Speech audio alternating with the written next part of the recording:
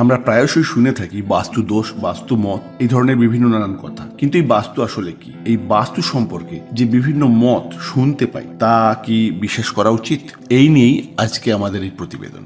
আর তার সঙ্গে এই বাস্তু যারা বিশ্বাসী অর্থাৎ বাস্তু মত যারা মানেন, তাদের জন্য থাকবে কিছু বাস্তু টিপস। এইবার সহজ ভাষায় বলা যাক বাস্তু আসলে কি। আমরা হয়তো সকলেই জ্যোতিষ বিজ্ঞান বা জ্যোতিষ শাস্ত্রের কথা কম বেশি শুনেছি, তাহলে বলতেই হয় যে এই বাস্তুও হচ্ছে এই জ্যোতিষ শাস্ত্রেরই একটা দিক বা একটা অংশ।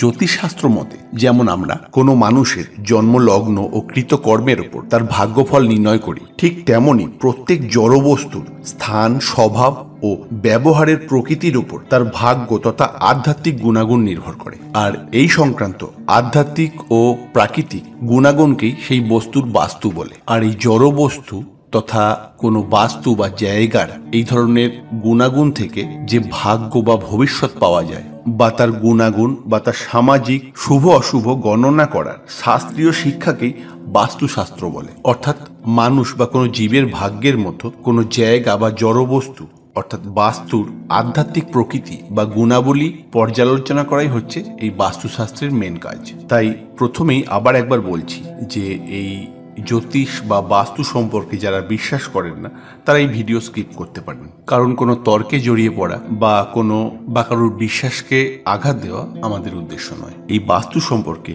বিভিন্ন প্রাচীন শাস্ত্রে একাধিক উচিত অনুচিত বিভিন্ন ব্যাখ্যা শুনতে পাওয়া যায়। এর মধ্যে বিভিন্ন বিতর্কও আছে। তবে আজ আমরা সেই সব বিতর্কে না জড়িয়ে আমাদের বাড়ি বা আমাদের দৈনন্দিন জীবন ও সংসারের জন্য খুবই উপকারী বা দরকারি কিছু বাস্তু টিপস শুনে নেব। এই বাস্তু টিপসগুলোর মধ্যে কিছু কিছুর আবার বৈজ্ঞানিক ব্যাখ্যাও আছে। তবে সবকিছুর বৈজ্ঞানিক ব্যাখ্যা থাক না থাক, আমরা জানি না বলেই কিন্তু তা কুসংস্কার নয়। তাই এগুলোকে সুসংস্কার মনে করে চলুন শুনে নেওয়া যাক। প্রথমেই বলবো সামুদ্রিক নুন বা লবণ দিয়ে ঘর মোছা। এর বৈজ্ঞানিক ব্যাখ্যাও হচ্ছে লবণ দিয়ে ঘর মুছলে ঘরের রোগ জীবাণু নষ্ট হয়। দ্বিতীয়, বিছানার সামনে আয়না না রাখা। এর পিছনে হয়তো যুক্তি এটা হতে পারে যে বিছানার সামনে আয়না রাখলে দৈনন্দিন জীবনের সিক্রেসি বা গোপনীয়তা নষ্ট হতে পারে। প্রতিদিন পুজোর সময় বাড়িতে কর্পূর জ্বালানো ভালো। আমরা অনেকেই জানি যে এই কর্পূরের থেকে যে গন্ধ বা যে ধোঁয়া নির্গত হয়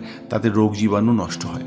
বাড়ির ছাদ পরিষ্কার রাখা এবং বাড়ির জলের ট্যাঙ্কি পরিষ্কার রাখা। একথা তো আজ বিজ্ঞানের যুগে সবাই জানে যে দীর্ঘক্ষণ কোনো জায়গায় জল জমে থাকলে বা দীর্ঘক্ষণ কোনো জায়গায় নোংরা জমে থাকলে সেখানে রোগ জীবাণুর আস্তানা তৈরি হয়। বাড়ির ঈশান কোণে বাড়ির ঠাকুর প্রতিষ্ঠা করা বা ঠাকুর রাখা এবং ঘরের ঠাকুর ঘরে একাধিক ঠাকুরের মূর্তি না রাখা, যতটা সম্ভব কম ঠাকুরের মূর্তি বা ছবি রাখা। এর পিছনে যুক্তি বা কারণ হয়তো এটা হতে পারে যে একাধিক ঠাকুর থাকলে কনসেন্ট্রেশন বা মনোসংযোগে অসুবিধা হয়। প্রতিদিন ঠাকুর পুজোর সময় বাড়িতে শঙ্খ বাজানো উচিত। এই শঙ্খ সম্পর্কে যেটা বৈজ্ঞানিক ব্যাখ্যা তা হলো শাঁখ বা শঙ্খের ধ্বনির মধ্যে এমন কিছু শব্দ থাকে যা অদৃশ্য রোগ জীবাণুকে নষ্ট করতে পারে। এবং প্রধানত শাঁখ বাজানোর পজিটিভ কারণ এটাই।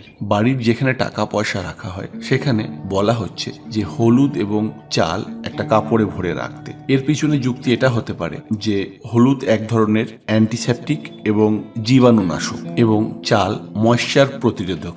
অর্থাৎ এর ফলে টাকা পয়সা রাখার জায়গায় আর্দ্রতা বজায় থাকবে এবং পোকামাকড়ের উপদ্রব কম হবে। মাকড়সার জাল বাড়িতে হতে দেওয়া খুব অশুভ। এবং এটা তো বলার কোনো প্রয়োজনই নেই যে সাধারণত মাকড়সার জাল থেকে ধুলো এবং বিভিন্ন রোগ জীবাণুর সৃষ্টি হয়। এছাড়াও বলা হয় বাড়ির ঈশান কোণ খোলামেলা রাখ। আর দেখা গেছে ঈশান কোণ বা উত্তর পূর্ব দিক দিয়ে যে হাওয়া আসে তা বাড়ির স্বাস্থ্যের জন্য খুব ভালো। বাস্তুমতে এটাও বলা হচ্ছে যে বাথরুম বা স্নান করার জায়গা সবসময় ভিজে না রাখতে। দিনের নির্দিষ্ট সময় ভিজে থাকলেও একটা সময় অন্তরে সেই জায়গাটা যেন একটু শুকোয়, তাতে রোগ জীবাণু বৃদ্ধির সম্ভাবনা কম থাকে। বাস্তুমতে বলা হয় বাড়ির পর্দার রং সবসময় হালকা রাখতে। এবং বৈজ্ঞানিক ভিত্তি থেকে এটাও দেখা গেছে যে হালকা রং মানুষের মন এবং মস্তিষ্কের জন্য সবসময় ভালো। এছাড়াও অনেকেই হয়তো জানেন যে লোহার খাটে ঘুমোতে বারণ করা হচ্ছে, যদিও এখন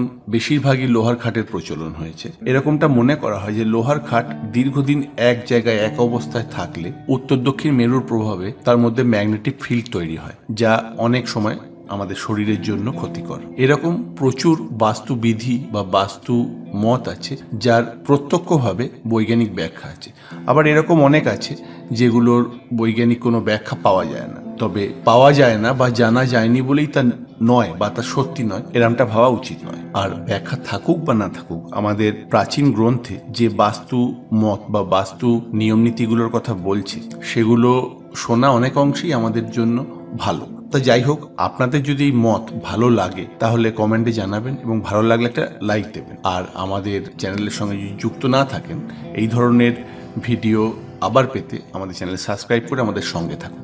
ধন্যবাদ।